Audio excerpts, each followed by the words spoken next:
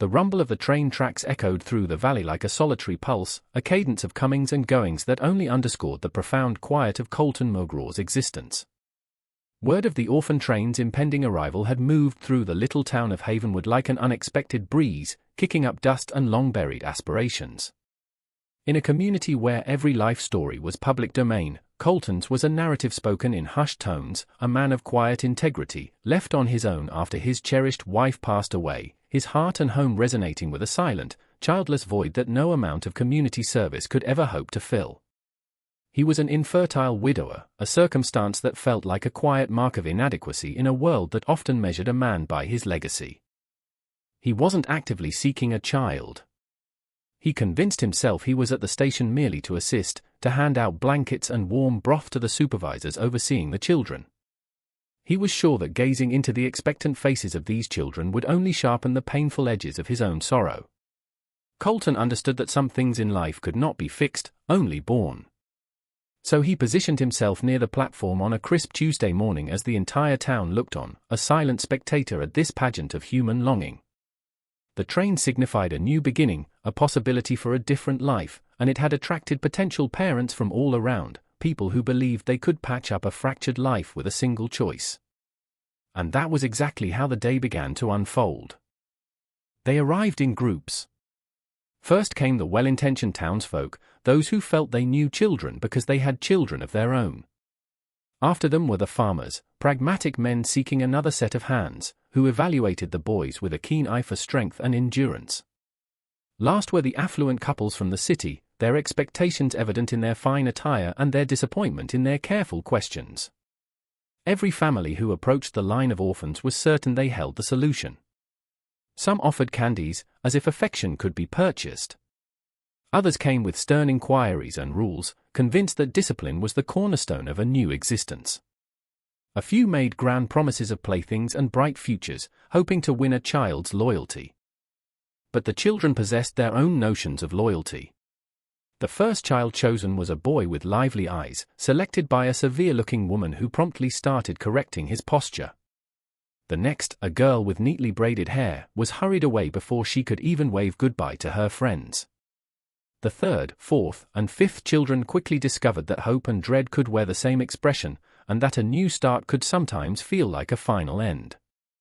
By noon, the platform had become a marketplace of bruised emotions and shattered dreams.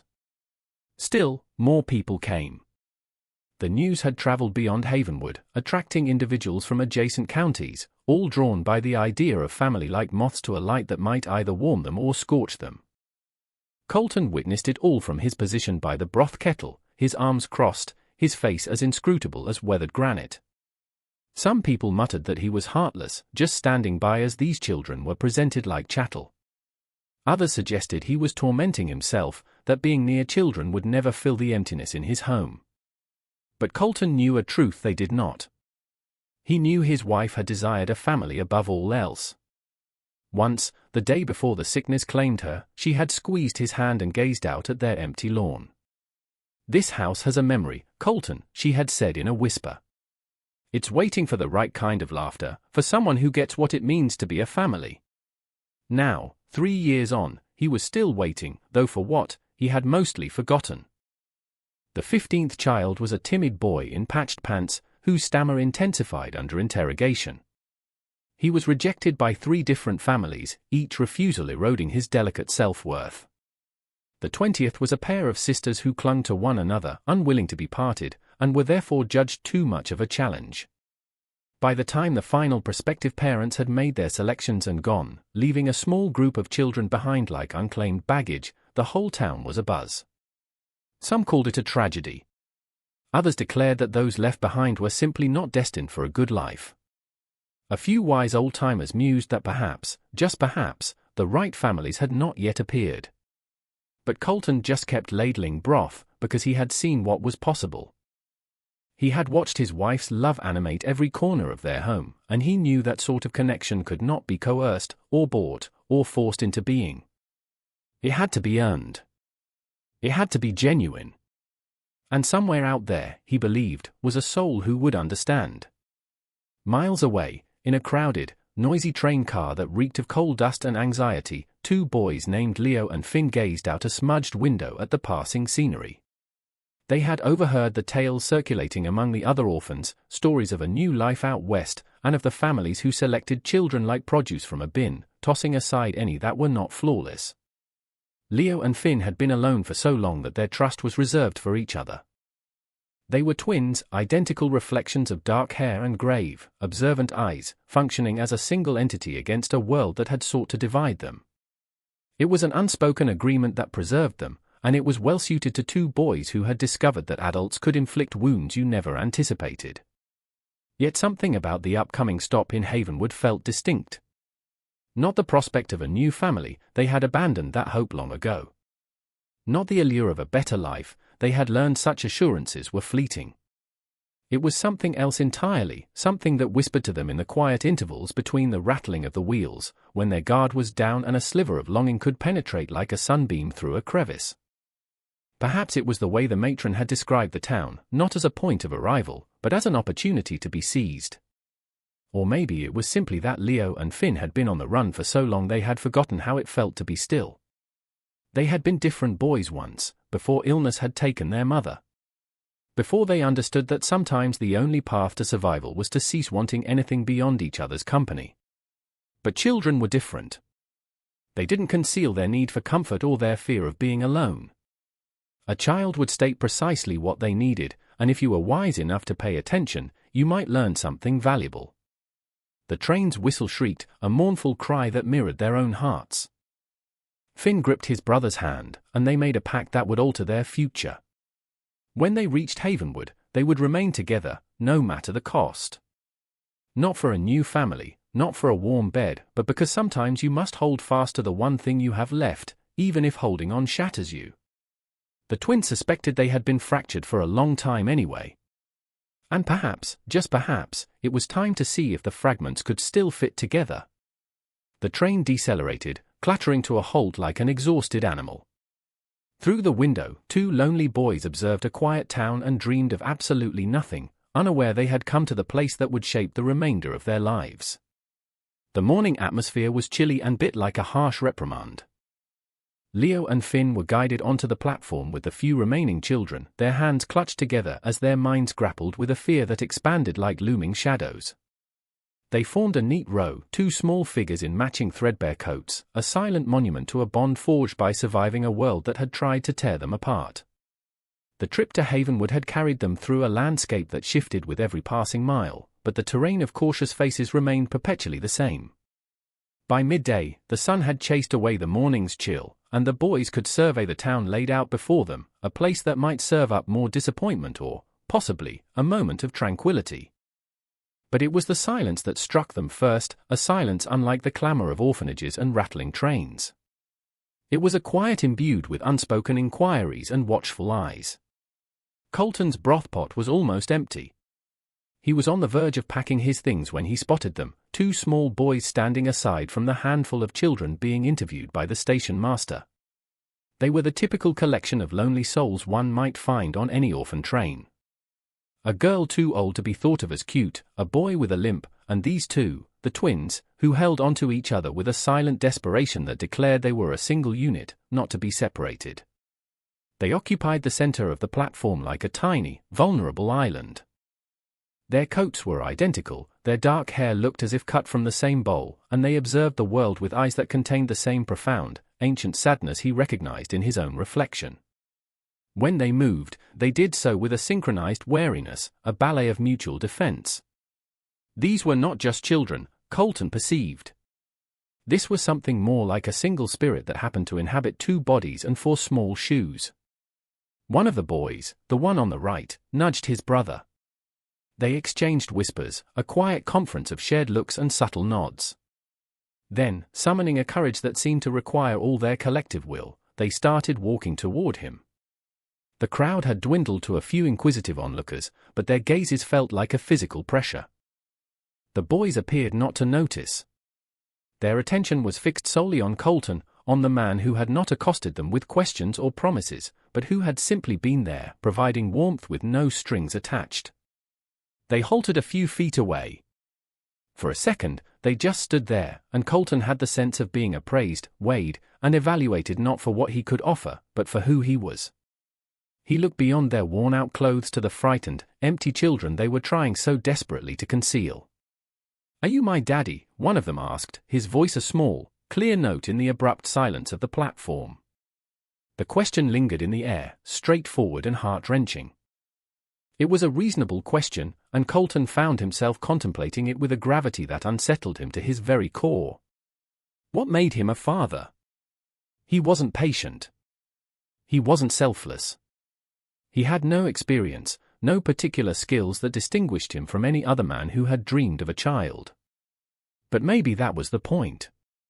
I can't say that I am a daddy," he said at last, his voice shaking slightly. "But I'm not here to select a child. Not to fill a void, not to find a helper. I'm just here because my heart felt as lonely as this train station." Something in the boys' faces changed, a glimmer of comprehension suggesting his words had resonated. He knelt, lowering himself to their eye level, oblivious to the fine fabric of his trousers against the grimy platform. And Colton caught the scent of wood smoke and crisp air that clung to their coats. "What are your names?" he asked gently. "Leo," said the first boy. "And this is Finn. I'm Colton," he replied, surprised by the firmness in his own voice. "Have you ever had a home with a big porch and a swing?" The question surprised them, not because it was an offer, but because it was a simple, tangible thing they could imagine. "No, sir," Finn whispered. "Just rooms." He let the word hang, hoping the man would grasp what he couldn't articulate. He nodded as if he had anticipated that response. "My wife, she built our house. She always said it was waiting for the right people to make it a home." "Do you know why?" The twins glanced at each other, then back at him, their shared look a silent query. "I'd reckon it's because she didn't try to build it by herself," Leo said, his insight startling Colton. "That's a piece of it." Colton's voice now held a hint of awe. "But there's more. She understood that some things in this world are worth sharing rather than just possessing. That a true family is born from knowing when to be quiet together and when to laugh loud. That earning trust is a different thing than demanding it." He was speaking of more than just houses now, Colton knew. He was speaking of the kind of family his wife had envisioned, the kind of family he was searching for, the kind of family that might understand that some heartaches were not meant to be defeated, but to be healed in unison. "The rules here are straightforward," he went on, his voice gathering conviction. "You stay together, no matter what. And you leave this station and never look back." "And Leo and Finn?" "Yes, sir. Don't say yes to me unless you're certain. Because once you take my hand, there's no returning to who you were." Leo looked at his brother, then back at Colton, and felt something click into place inside his chest, like a key turning in its lock. "Sir," he said, "we haven't been certain about much of anything for a very long time. But we're certain about this." He observed their faces for another moment, then gave a single nod. "Then you'd best get acquainted with my home first. Most people just see a house. My wife used to say you have to listen to what it needs." Colton moved toward the boys slowly, his hand extended not to take, but to offer. The few remaining spectators had edged closer, sensing this was different from the sorrowful partings they had observed. But Colton hardly saw them. His focus was on the two boys who stood watching him with eyes like bruised violets, intelligent and hurt and completely without artifice. "Easy now, you two," Colton said softly, his voice just for them. He didn't snatch their hands.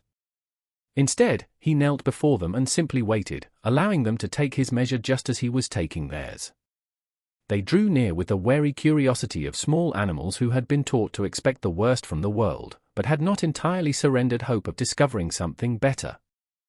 They stood just beyond his reach, their small chests rising and falling as they inhaled the scent of cedar soap that clung to him. Their eyes shifted from his face to his outstretched hand, interpreting signals that most adults never learn to convey. "You've had your share of empty promises, haven't you?" Colton murmured. "People who think they can take what you never offered to give. But that's not what this is about, is it?" Leo took another step forward, followed by Finn. Colton stayed perfectly still, making no demands, just being present in a way that children comprehend better than words. Time stretched like warm molasses, counted not in minutes, but in heartbeats and the subtle scuff of worn shoes on wooden planks. My wife used to talk about family just like this, Colton said gently, as much to himself as to them. Said you could hear the truth in a person's heart, even when they themselves had forgotten what truth felt like. He kept his gaze on the twins. What did your mother do? Finn asked, his first complete sentence. Before she went to heaven, she was a carpenter, the best in 3 counties. But she never simply built things, if you catch my meaning. She had a gift for showing Wood what it could become instead of forcing it into something it wasn't. His voice was heavy with memory and loss. She said the best families, the ones worth having, they choose each other as much as they are chosen. The twins had moved nearer now, close enough for Colton to see the faint scar above Leo's eyebrow, a tiny map of past hurts. There was intelligence in those dark eyes, and something more, recognition, perhaps, or possibility. You've been waiting, Leo said, less a question than a statement of fact. 3 years, he affirmed. 3 years of this house feeling too large and too silent. 3 years of it teaching me the difference between being alone and being lonely. Colton finally let his hand rest on Leo's shoulder, then on Finn's. Their small bodies tensed for a second, and then, after a moment that felt like an eternity, the boys leaned into his touch. Not a full hug, but a slight yielding, enough to signal that communication was possible. Are you ready for this? Colton asked. He looked from one face to the other, seeing something in their expressions that hadn't been there before, hope, maybe, or the sort of careful optimism that comes from watching too many dreams perish but not being quite prepared to give up on dreaming. Sir, Finn whispered, I think we've been ready for someone like you our whole lives. We just never knew what it was until right now. Then he stood, taking each of them by the hand, moving slowly and intentionally, giving them every chance to object or pull away. But the boys held on firmly, watching him with an intensity that came from learning to read people's souls through their actions rather than their words. The station felt different as they walked away from it, smaller in a way, but also less desolate. It was just Colton, Leo, and Finn now, with the station master and the other onlookers dissolving into background noise like a distant train whistle. The boys moved with a shy grace, walking beside him, their small hands enveloped in his. You know what they say about us? Leo said conversationally, adjusting his steps to match Colton's. They say we're too quiet, that we've got sadness in us, that we're too stubborn for any family to handle. Finn nodded, a small noise of affirmation. But I don't think that's it at all, Colton continued, his voice steady and low. I think you're just tired of people who want to change you instead of know you. Tired of being treated like a problem to be solved instead of a treasure to be earned. The boys' heads tilted up, and they slowed their pace. Not stopping, not yet, but considering. See, the thing is, I'm not here to fix you or make you into something you're not. Colton paused his walking and let them take in his words. I'm here because I think maybe we've all been carrying something heavy for too long. And maybe, just maybe, we can help each other figure out how to set it down. Leo and Finn looked at each other, then back up at him. The afternoon sun glinted off the tears welling in their dark eyes, uncovering depths of emotion that spoke of loss and longing and something indefinable that marked the difference between the survivors and the truly lost. My wife said something once. Colton's voice was gentle in the still air. She said, the best families don't need to be fixed, because they were never really broken to begin with. They were just waiting for someone who could speak their language. Leo nodded without shifting his gaze from Colton's face.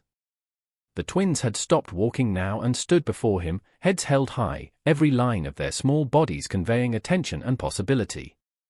This was the pivotal moment, Colton realized. The moment when everything would be settled, not by official documents or legal processes, but by something far more delicate and immeasurably more precious.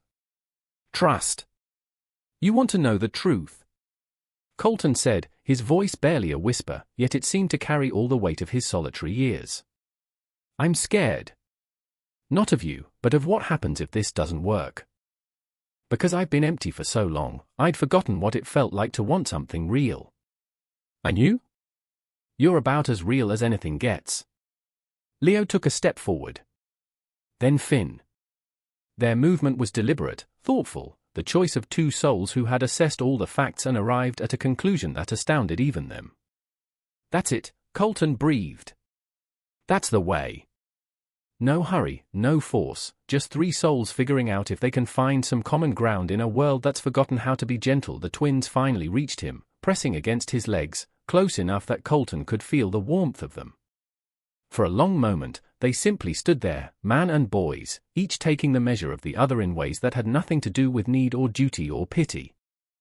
Then, moving with the slow assurance of a sunrise, Colton wrapped his arms around them. The boys didn't recoil, didn't step back, didn't show any of the rehearsed aloofness that had become their standard reaction to human contact. Instead, they leaned into the embrace, just a little at first, and then with a sudden, bone-deep surrender. Their small bodies shook with silent sobs, tears of pain and disappointment and shattered trust finally allowed to cascade. Maybe it was time to try again. Maybe it was time to remember what a father's arms felt like. The station master, observing from a distance, had fallen completely silent. Even the town gossip seemed to be holding their breath as Colton slowly, gently, began to rock the boys, mapping the lines of their small shoulders, learning the language of these remarkable children who had waited so long for someone who could speak it with fluency. "Well, I'll be," someone whispered. But Colton barely registered it. His world had shrunk to this moment, these boys, this possibility that hung between them like morning haze, delicate and beautiful and full of promise. "Are you ready?" Colton asked, though the question was aimed more at himself than at them. The boys' reply came not in words, but in the subtle shift of their weight, the way their weeping eased into the deep, even breaths of acceptance without submission. Colton stood, still holding their hands. Every gesture was deliberate, telegraphed in advance, giving the boys every chance to object or pull back. But they held on tight, their attention fixed on this strange man who spoke in murmurs instead of shouts, who asked instead of commanded. The walk home took nearly 10 minutes. Not because Colton was in a rush, but because he understood that this wasn't about taking children home. This was about joining something, becoming part of a family that had to be constructed one heartbeat at a time. He led them past the general store, past the church, and up the hill to the small white house with the porch swing. The twins could have let go at any point, could have run back to the station before this new reality had even taken hold.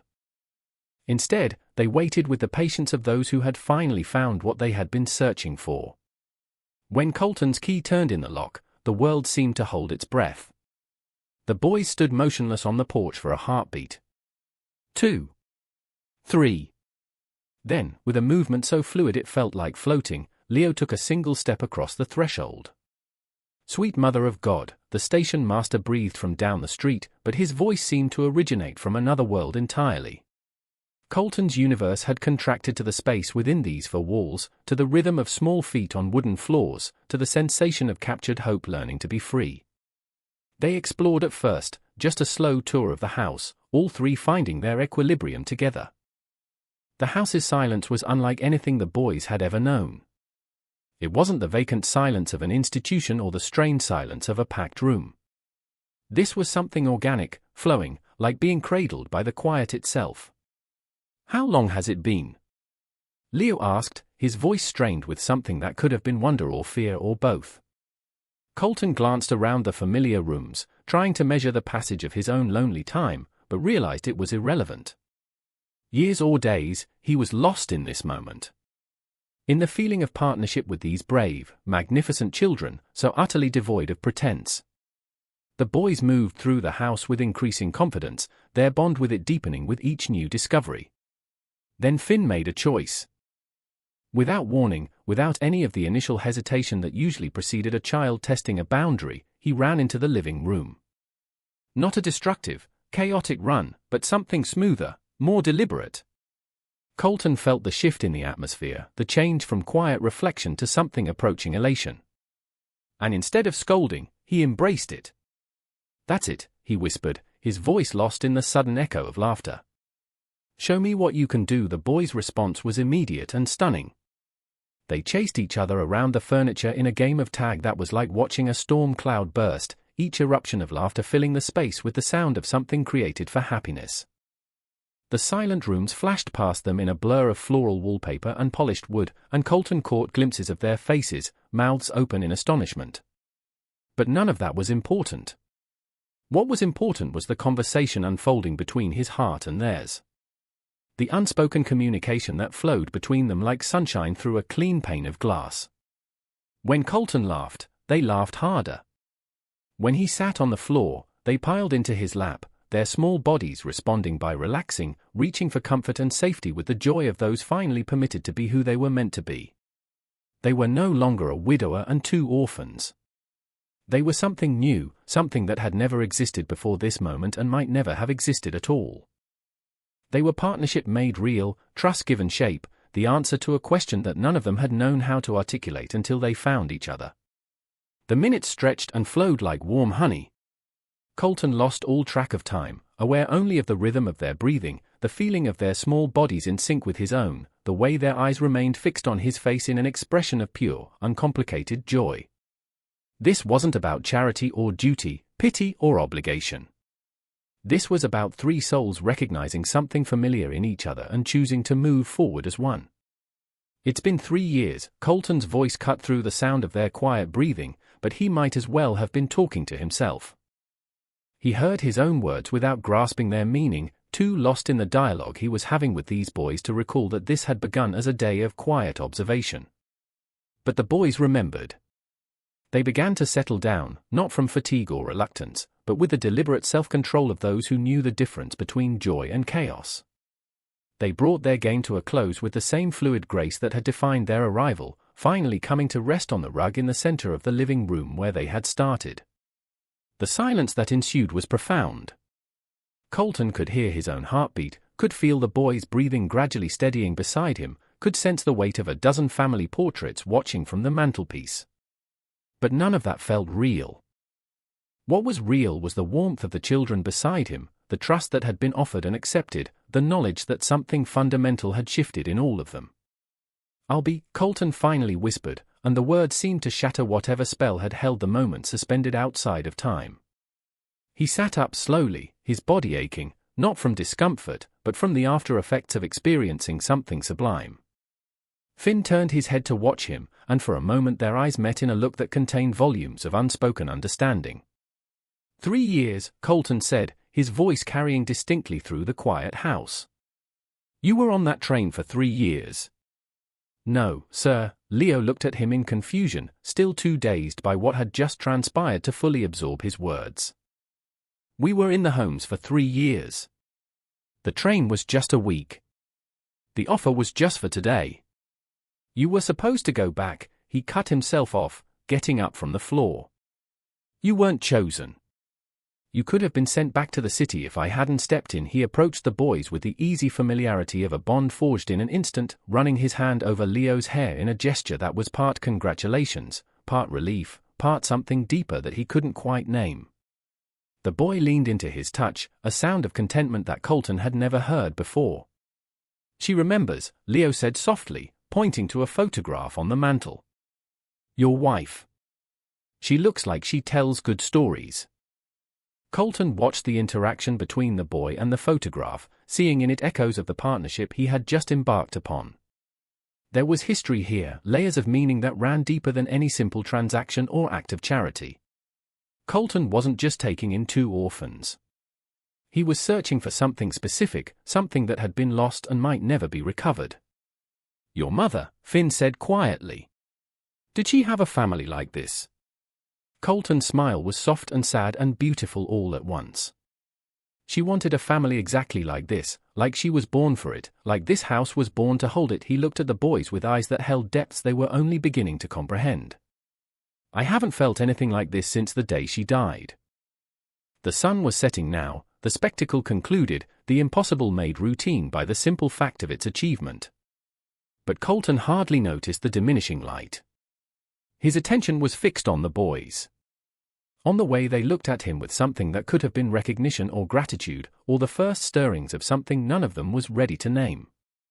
There's paperwork, he said, recalling the station master. Official forms to sign. The twins looked at the official-looking papers he held, then back at his face. The document seemed suddenly inconsequential, a detail from a different world where such things were important. Keep them, Leo said. This wasn't about the papers. Colton's eyebrows lifted in surprise. Then what was it about? Finn looked at his brother, who stood between Colton's hands like a small, sturdy bridge connecting two souls who had been walking parallel paths without knowing it. I think it was about finding something we didn't know we were looking for. And what was that? He asked. They met his eyes, seeing in them the same recognition they felt stirring in their own hearts. Home, they said in unison. Or at least the possibility of it. Colton had been alone for 3 years.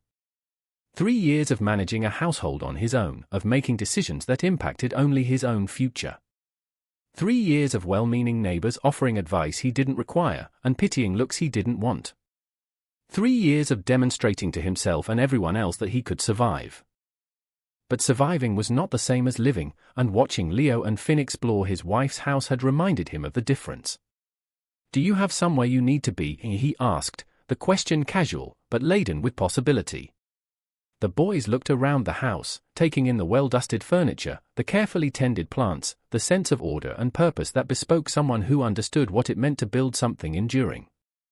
Then they looked back at Colton, seeing in his face the same quiet strength he'd seen in them, the same patient resilience that came from weathering storms without breaking. No, sir, Finn said finally. Can't say that we do. The orphanage, they'll miss you, he said, testing them one last time. Leo thought about the crowded dormitories, about the loneliness that had been both a sanctuary and a prison for longer than he cared to recall. About the endless cycle of chores that occupy days without filling the void within them. They'll have other boys, he said. Always do. Colton nodded as if his answer was precisely what he'd anticipated. I could use some help around here. Running a house this size alone, it's more than one person should manage. The food is good, and there are 2 beds upstairs that need someone sleeping in them. He paused, studying their faces as if trying to decipher the thoughts written there. Of course, there's one condition. What's that? The swing on the porch comes with the job. It needs someone who understands it, someone who can laugh with it instead of just sitting on it. Think you might be interested in that kind of partnership? Finn looked at Leo, who had moved closer during their conversation, and now stood with his head resting against Colton's side. His presence felt like an anchor, something solid and real in a world that had been unstable beneath their feet for longer than they cared to remember. Yes, sir, they said, their voices steady with a kind of certainty they hadn't felt in years. We believe we might be very interested in that. Colton's smile was like a sunrise after a long night, warm and bright and filled with promise. Then welcome to your home, Leo and Finn. I have a feeling this is going to be the beginning of something good. As if in agreement, the old house settled with a groan, a sound that echoed through the rooms like a proclamation of new beginnings. The sun was setting now, coloring the sky in shades of gold and crimson that matched the hope stirring in Colton's chest. He had come to the station expecting to serve broth and had found something infinitely more precious. He had found a place where his love was needed, his presence welcomed, his future suddenly alight with possibilities he had never dared to envision. But most importantly, he had found what every lonely heart spends its life seeking, whether it knows it or not. He had found home. The seasons turned like pages in a cherished book, each one marking changes that ran deeper than the weather or school schedules. By the time spring returned to Havenwood, Leo and Finn had become as much a part of Colton's house as the climbing roses on the trellis or the morning mist that clung to the valley like a tender blessing. They had moved into the upstairs bedrooms, sturdy rooms that had sat vacant too long but embraced them as if they had been waiting. The windows faced east toward the sunrise, and from their beds they could hear Colton humming in the kitchen, the sound of his voice like polished warmth in the early light. The life suited them in ways they hadn't anticipated.